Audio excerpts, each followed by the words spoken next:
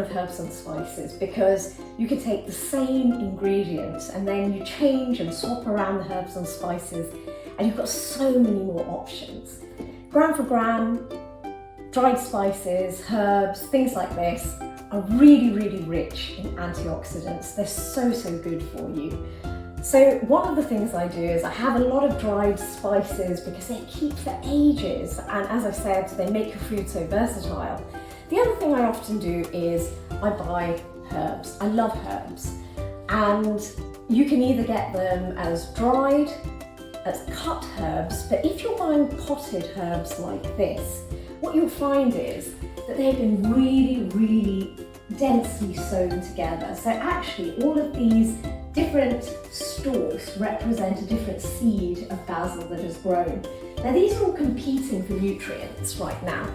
So what I like to do, at the moment what you would probably do is just chop these off and get maybe one or two goes at the basil in one or two dishes, or have half of them and then the rest of it kind of dies off. But this is my top tip. So whenever I get potted herbs, it can be coriander, it can be basil. If you're buying mint, always keep it in a pot. Don't put it in the ground because it will take over like a weed. But the other ones you can plant in the ground. But before I do that, I like to pot them up a bit. So first of all, what I do is I'll take something like this and take it out of its pot. And you could divide it up quite a few times, but what I'm going to do is just divide it into 4. So I just break it apart with my hands and just tease those leaves apart. I don't want to snap them. If you do snap them, you could put that snapped piece in water and it will root within a week or so, and you can plant that out again.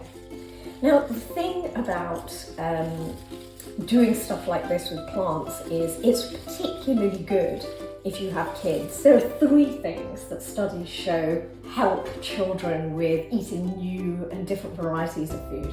1 is keep offering them the foods. 2, involve them in gardening. So for example, if they've grown something, they get excited about the whole process, they're much more likely to then try it.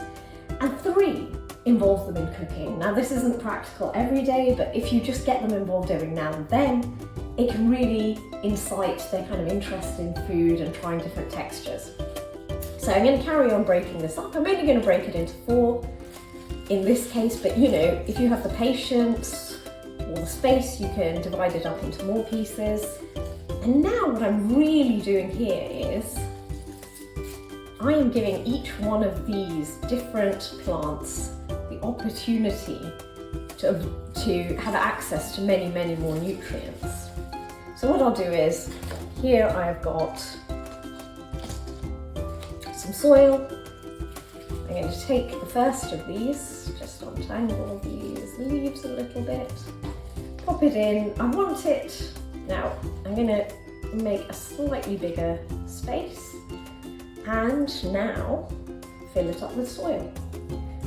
You don't really have to press down or anything. Once you water that in, that will keep. Now the slugs and snails really love all coriander, basil, they're clearly foodies. So what I would suggest is keep this in your house until it's a bit more established. What I find is once the plants are really quite healthy, you can even put them out in the garden over the summer. So there we go. That is 1 potted basil, and if we look at that again in a few weeks, it becomes quite bushy and big, and so you have many, many, many cuts of basil. Enjoy.